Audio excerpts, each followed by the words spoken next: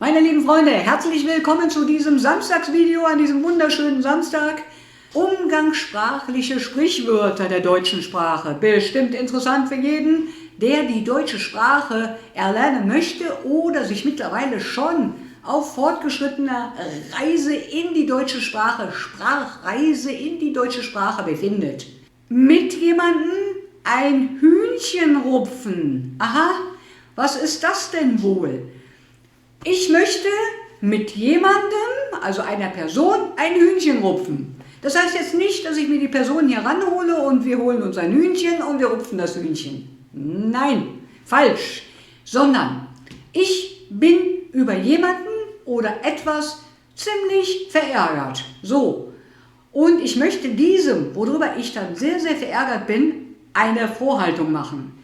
Weil ich der Meinung bin, dass das, was der gemacht hat, nicht in Ordnung war. Ich bin jetzt in dem Augenblick mal nicht mit dem einverstanden, das war definitiv nicht richtig und deswegen möchte ich mit dem jetzt genau ein Hühnchen rupfen. Ist eigentlich eine ziemlich negative Sache für den anderen in dem Fall, aber man kann sich ja auch einigen dann hinterher im Nachhinein. Ich werde dem dann einige Vorhaltungen machen, weil ich sehr stark über sein Verhalten verärgert bin.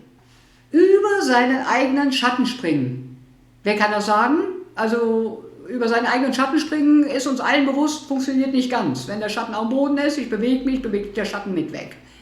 Will sagen, ich kann nicht über den Schatten springen, will aber die Schwierigkeit dazu ausdrücken. Das heißt also, du musst dich zu etwas überwinden, etwas zu tun, was du vielleicht gar nicht magst, was du sicher gar nicht magst. Deswegen musst du dich zu etwas überwinden und über deinen eigenen, du kannst versuchen, über deinen eigenen Schatten zu springen. Auf dem Zahnfleisch kriechen. So, das sage ich jetzt zum Beispiel, wenn ich abends von der Arbeit nach Hause komme, dann, je nachdem was für ein Tag es war, kann man dann schon sagen, dass man auf dem Zahnfleisch kriecht. Man kann im Prinzip gar nichts mehr machen.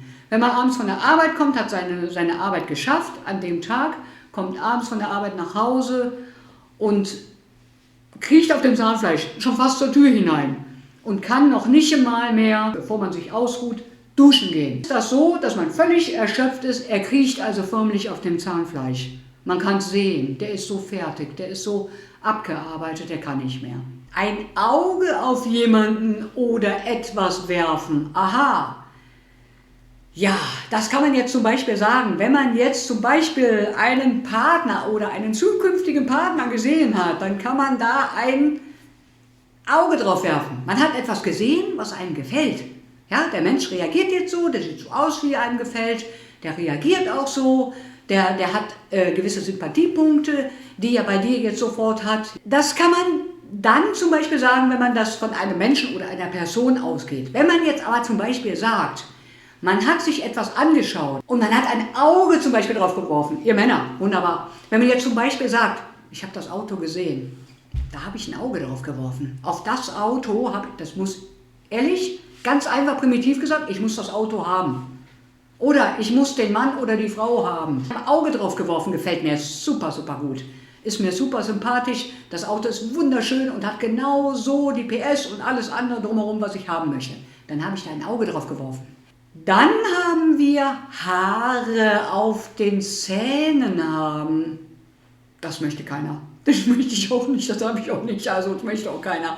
Es hat auch keiner. Also für gewöhnlich haben wir das alle nicht. So, das heißt aber, dass man ausdrücken möchte, dass eine Person sehr, sehr durchsetzungsfähig ist. Wenn man sich für eine Sache begeistert, und immer zu wieder dran bleibt und ehrgeizig ist, ey, ich schaff das, dann ist man in dem Augenblick, ziemlich durchsetzungsfähig, wenn man es dann durchgekriegt hat hinterher, wenn man dann hinterher das Ergebnis in der Hand hat und sagt, boah, da hast du aber Haare auf den Zähnen gehabt, das hätte ich jetzt nicht geschafft. Ja, du hast dich durchgesetzt für eine Sache, du hast die Sache auch so beendet in der Durchsetzung, dass sie sogar positiv für dich ausgegangen ist. Meine Güte, die hat Haare auf den Zähnen.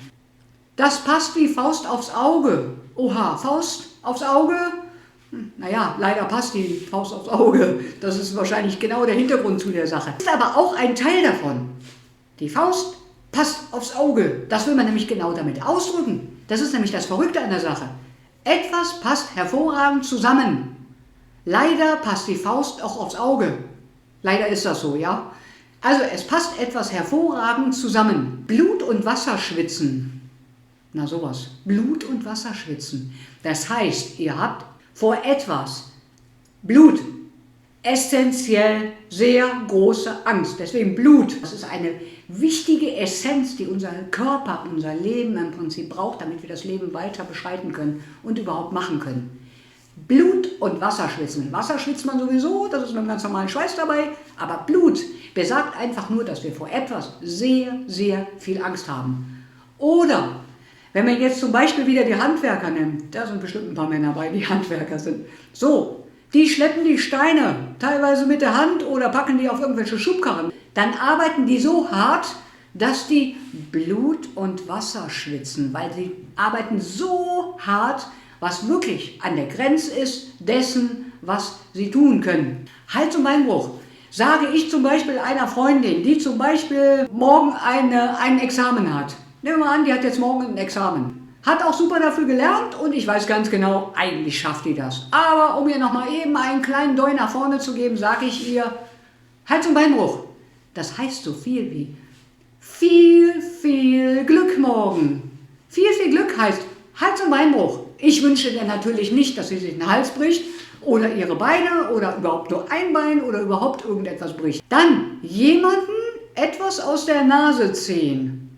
Eieiei, jetzt ist wieder so eine Sache, die ich im Prinzip hier überhaupt nicht veranschaulichen möchte. Etwas aus der Nase ziehen. Wissen wir alle, ist nicht genau das, was da steht. Das wollen wir nicht, das ist auch so. So, das ist so, wenn ich jetzt zum Beispiel mit dir spreche, dir, der da an der Kamera ist, und wir unterhalten uns eine Party und du warst auf der Party drauf und ich sage, du, sag mal, wer war denn da alles auf der Party drauf? War die Iris da? War die Claudia da? Wie viele Leute waren denn überhaupt auf der Party? Und du sagst einfach, ja, waren viele Leute da, weiß ich jetzt auch nicht genau, du, frag mich nicht, keine Ahnung. Dann gehe ich her und sage wieder, ich ziehe dir jetzt die Informationen aus der Nase. Die Claudia, war die nicht, komm, musst du mir doch sagen können, Mensch, die Claudia muss doch da gewesen sein und die Iris auch, Mensch, die haben sich doch angesagt dafür. Dann ist das so viel, dass ich ziehe dir jetzt die Informationen, quasi die Informationen aus der Nase. Ich möchte deine Informationen unbedingt haben. Entweder bin ich neugierig oder ich mag die beiden besonders gern oder ich mag die beiden gar nicht, ist auch egal. So, ich ziehe dir jetzt gerade die Informationen aus der Nase. Ja, ich möchte Informationen mühselig entlocken.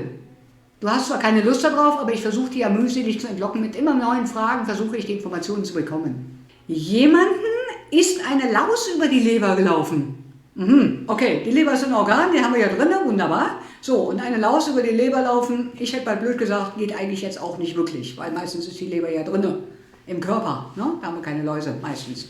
Also, keine Ahnung, ich bin kein Arzt, weiß man nicht. So, das heißt aber so viel wie, dass jemand, wenn ich sage, dem ist eine Laus über die Leber gelaufen, dann ist das so, als wenn ich sagen wollte, jemand ist sehr schwer verärgert und er zeigt es auch. Ja, er zeigt es sogar in seinem Gesicht und zeigt es nach draußen, dass er sehen kann, dass er jetzt schwer verärgert ist. Das ist, jemand ist verärgert und zeigt es auch. Dann haben wir das Haar in der Suppe suchen. Oha, das Haar in der Suppe suchen, das ist natürlich nicht so schön. Jeder hat das bestimmt schon mal gehabt. Wenn man das Haar in der Suppe sucht, dann ist das so, dass ich an einer Sache, das sage ich dann, ich suche das Haar in der Suppe, an einer Sache nur das Schlechte suche. Also du hast jetzt zum Beispiel eine super Sache gesagt, ey, ich mache mich jetzt selbstständig mit irgendwas und ich sage, komm mit den Materialien. Ach Mensch, die hat man vor 10 Jahren benutzt, komm, nimm doch eine andere Materialie. Dann suche ich nur das Schlechte an der Sache. Du weißt aber ganz genau, dass das gar nicht so ist, unter Umständen. Es gibt natürlich auch in der Hinsicht Positionen, wo das schon mal sein kann, dass da manche Sachen nicht so ganz richtig laufen. Okay, aber es ist normalerweise, dass ich jetzt ganz umständlich in einer Tour einfach mit dir rede und dir sage, dass ich das immer nur das Schlechte an einer Sache suche. Ich bemerke das dann auch missfällig. Das Haar in der Suppe suchen, etwas Schlechtes an einer Sache finden oder auch suchen, je nachdem. Einen Zahn zulegen. Das heißt jetzt nicht, dass ich jetzt hier einen Zahn nehme und leg den jetzt mal zu anderen Zähnen dazu. Einen Zahn zulegen heißt so viel wie, ganz primitiv gesehen, jemand soll etwas viel schneller machen. der ist gerade richtig langsam unterwegs. Das geht gar nicht. Klaus, jetzt musst du aber leider noch mal einen Zahn zulegen. Weil das war jetzt gerade sehr langsam, was du da machst. Das ist sehr, sehr langsam.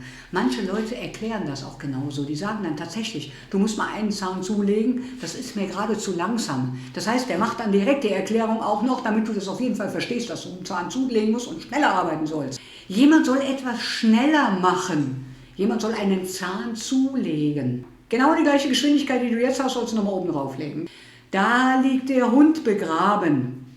Das ist aber eigentlich ganz einfach. Das ist der Grund dafür. Das ist absolut die Essenz dafür. Das ist der Grund dafür, ich hätte bald weiter gesagt, dass ich das sage. Das ist genau der Grund dafür, warum etwas passiert. Genau da liegt der Hund begraben. Dann haben wir auf dem Holzweg sein. Gut, auf dem Holzweg sein, was heißt das denn? Eine Holzbrücke gibt es ja. Aber auf dem Holzweg sein. Holzwege sind ein bisschen schlecht zu laufen. Wir haben, dass es regnet, wir haben, dass es schneit und man kann gar nicht mehr richtig drüber laufen, rutscht aus und so. Das heißt nämlich, so viel wie du irrst dich, du folgst einem falschen Gedankengang.